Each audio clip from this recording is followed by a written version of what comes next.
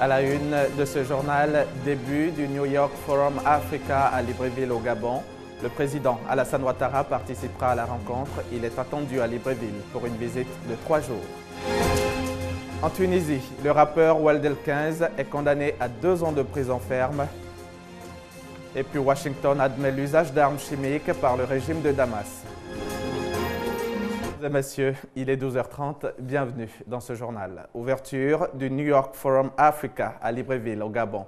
Le président de la République, Alassane Ouattara, est attendu ce samedi dans la capitale gabonaise pour prendre part à la cérémonie. La visite du chef de l'État au Gabon va durer 3 jours et elle vise à renforcer la coopération entre la Côte d'Ivoire et le Gabon. Au cours de son séjour, le chef de l'État parrainera également la promotion Alassane Ouattara des officiers sortants de l'école d'état-major de Libreville. 107 millions de poches de sang sont collectées chaque année à travers le monde. Et pourtant, nombreuses sont les personnes qui continuent de perdre la vie, faute de sang. Donner son sang, c'est sauver des vies. Voilà le thème de la Journée mondiale des donneurs de sang, célébrée hier, 14 juin. Les détails avec Laetitia Manglé. 4 enfants sur 10 meurent chaque jour en Afrique subsaharienne, faute de sang. 8 millions de poches de sang devraient normalement couvrir les besoins des 48 pays de la région Afrique de l'Organisation mondiale de la santé. Pourtant, on ne collecte actuellement que 4 millions de poches. La rareté du précieux liquide rouge s'explique par le nombre réduit de donneurs de sang volontaires bénévoles. Cependant, les vendeurs de sang, c'est-à-dire ceux qui exigent une rémunération après avoir donné du sang, on en trouve en grand nombre.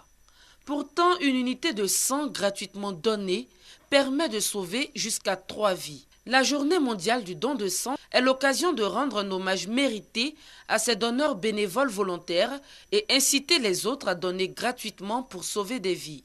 De 20 000 poches de sang en 1990, le pays est à 120 000 poches en fin 2012. Néanmoins, la Côte d'Ivoire n'est toujours pas autosuffisante en poches de sang.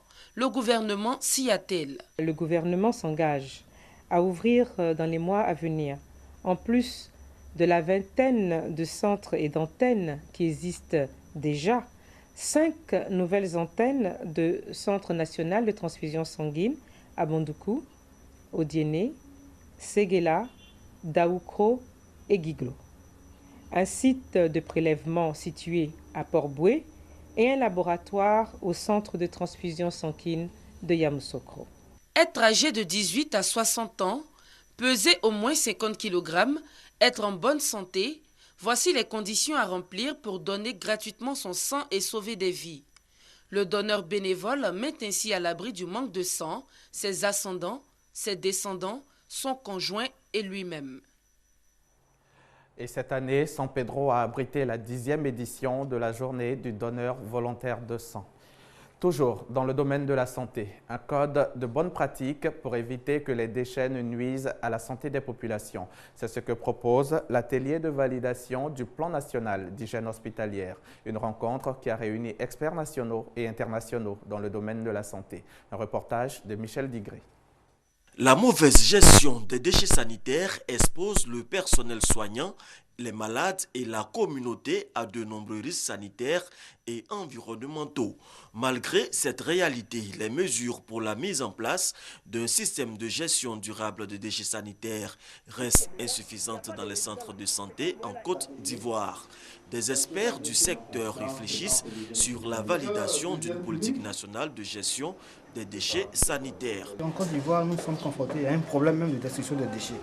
Voilà pourquoi on a été souvent interpellé sur la présence de déchets non commodes dans les décharges officielles de l'État de Côte d'Ivoire et surtout les déchets sanitaires. Et ce n'est pas bon que ces déchets-là se retrouvent là-bas. Voilà pourquoi pour nous, il est important qu'au niveau du ministère de la Santé, nous puissions avoir une politique qui permette que ces déchets, qui très souvent sont infectieux, dans 70% des cas, ils puissent se retrouver dans les décharges publiques. De sorte qu'on ait uniquement les déchets ménagers ou les déchets assimilés aux déchets ménagers dans ces décharges-là. De sorte que les déchets dits sanitaires bien, qui sont infectés soient traités localement ou bien par des structures spécialisées en la matière. L'Organisation mondiale de la santé estime que plus de 20% des déchets sanitaires sont considérés comme à risque et susceptibles de propager autant de micropathogènes que des produits chimiques dangereux. Le ministre de l'Enseignement supérieur et de la Recherche scientifique, Cissé Ibrahim Bakongo, et les étudiants de l'université Félix Houphouët-Boigny font la paix. Les relations, on le sait, n'étaient pas au beau fixe. Une visite qui a surtout profité aux étudiants handicapés. Ils viennent de recevoir les clés de leur siège. Ami Koulibaly Kanga. Nous avons décidé de semer la paix parce que le cadre universitaire n'est pas fait pour la bagarre ni pour la violence, mais plutôt pour les études. La hache de guerre est enterrée. Les étudiants et leurs tutelles fument le calumet de la paix après l'incident du 13 mai dernier. Une rencontre qui tourne la page des rancœurs et des incompréhensions. La réconciliation intervient à la faveur de la visite du ministre de l'Enseignement supérieur à l'université Félix Houphouët-Boigny. Par ailleurs, Cissé Bakongo a procédé à la remise des clés de la salle multimédia dotée d'une 40aine d'ordinateurs. Une initiative de l'ambassade de France en Côte d'Ivoire. La Côte d'Ivoire a une très vieille tradition, notamment de recherche. De grandes choses se sont faites en Côte d'Ivoire, donc nous retrouvons aujourd'hui le même rythme qu'il y a quelques années. Et il faut poursuivre dans cette voie. C'est la seule voie pour trouver la possibilité de parler aujourd'hui dans le concert des nations, la recherche et le développement. Nous avons exprimé à nos partenaires français un besoin qui était pour nous un besoin vital pour les universités. La gouvernance, l'amélioration de la gouvernance des universités. Je voudrais donc saisir l'opportunité pour demander à nos responsables des universités de prendre leur travail à bras le corps et nous allons les aider à aller vers l'objectif qu'on recherche, à savoir un enseignement supérieur de recherche scientifique qui soit le véritable moteur du développement dans notre pays. En outre, les étudiants handicapés pourront intégrer leur siège pour mener à bien leurs activités. Les clés de ce bâtiment leur ont été remises. L'amélioration des conditions de vie et de travail des étudiants, une préoccupation de la tutelle à qui les responsables de l'université ont fait part de quelques difficultés encore en suspens, notamment l'insuffisance d'ordinateurs dans certaines salles. Après l'université, faisons maintenant un tour à Sassandra où les infrastructures sont dans un état de dégradation avancée. Difficultés pour les élèves à aller à l'école dans des conditions adéquates, manque d'eau potable. Ce sont entre autres quelques nombreux problèmes à Sassandra. Pour pallier ces difficultés, les cadres de la région du Boclé se donnent la main. Thomas Guessambi pour nous en dire plus. Voici l'école primaire de Katrokwa, village situé à 30 km de Sassandra, chef-lieu de la région du Boclé. Avec cet état de délabrement avancé, les enfants sont obligés de parcourir des kilomètres pour pouvoir bénéficier du savoir. En plus de cela, l'eau courante n'existe pas. On se débrouille comme on peut avec ce puits. À Niani, qui se trouve à 12 km de Sassandra, c'est la même situation. Ville historique et touristique, Sassandra n'est plus l'ombre que d'elle-même. Et c'est pour pallier tous ces problèmes que les cadres de la région du Boclé sont descendus sur le terrain pour toucher du doigt les difficultés des populations, échanger avec elles et ensemble trouver des solutions. On a besoin de beaucoup de choses, on n'a pas de route, on n'a pas d'eau potable, on n'a même pas de radio, je crois. Franchement, on est en retard. Et c'est dommage pour la région de Boclé. Notre proximité traduit tant par notre présence pratiquement dans toutes les régions de la Côte d'Ivoire et par le rapprochement que nous faisons auprès des populations, surtout les plus démunies. Nous allons voir dans quelle mesure nous pouvons venir traduire une de nos valeurs qui est le développement dans cette région. Plusieurs présents ont été offerts à l'occasion aux populations et rendez-vous a été pris pour la cérémonie d'installation du nouveau conseil régional, instrument de développement. Question de remettre officiellement le cahier de doléances des populations. En Turquie, les occupants du parc Gezi annoncent la poursuite du mouvement de contestation en dépit du dialogue entamé avec le Premier ministre Recep Erdogan. Waldel 15 était en cavale depuis 3 mois. Le rappeur tunisien avait finalement décidé de se présenter au tribunal pour son procès qui s'est tenu effectivement le 13 juin dernier. Aladine Yacoubi, de son vrai nom, a été condamné à 2 ans de prison ferme pour sa chanson « Bouklia Kleb, les policiers sont des chiens ». C'est pour ce clip intitulé Boulissia Kleb, ce qui signifie les policiers sont des chiens, que le rappeur tunisien Weld El 15 a été condamné par un tribunal de Tunis. Il a écopé de 2 ans de prison ferme pour insulte envers la police. L'artiste avait déjà été condamné en mars dernier par contumace, puis il s'est rendu. Une nouvelle audience a donc été organisée. La peine infligée au rappeur a engendré des protestations et des violences dans la banlieue de Tunis.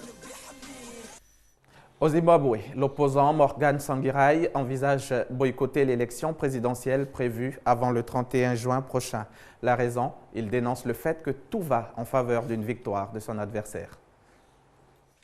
Élection générale au Zimbabwe, le Premier ministre Morgan Tsvangirai menace de boycotter le scrutin prévu avant le 31 juillet. Il estime que les élections risquent de ne pas être équitables dans la mesure où les forces de sécurité du pays et les médias gouvernementaux sont largement en faveur de son rival, l'actuel président Robert Mugabe. La ligne rouge a été franchie par le régime de Damas. C'est en tout cas ce qu'affirme la Maison-Blanche. Washington soutient que le régime syrien a utilisé des armes chimiques contre les rebelles, probablement du gaz sarin. En conséquence, les États-Unis vont augmenter leur aide non létale aux rebelles. Face au conflit asymétrique qui oppose les forces syriennes armées par Moscou et Téhéran à une rébellion équipée de briques et de broc, Washington a franchi un nouveau palier dans la menace. Après la France et la Grande-Bretagne, les États-Unis ont porté une accusation claire à l'encontre du régime. Notre communauté du renseignement estime que le régime Assad a utilisé des armes chimiques dont du gaz sarin à échelle réduite contre l'opposition à de multiples reprises dans l'année écoulée. Comme nous l'avons régulièrement dit, le recours à des armes chimiques viole les règles internationales et franchit des lignes rouges qui existent depuis des décennies.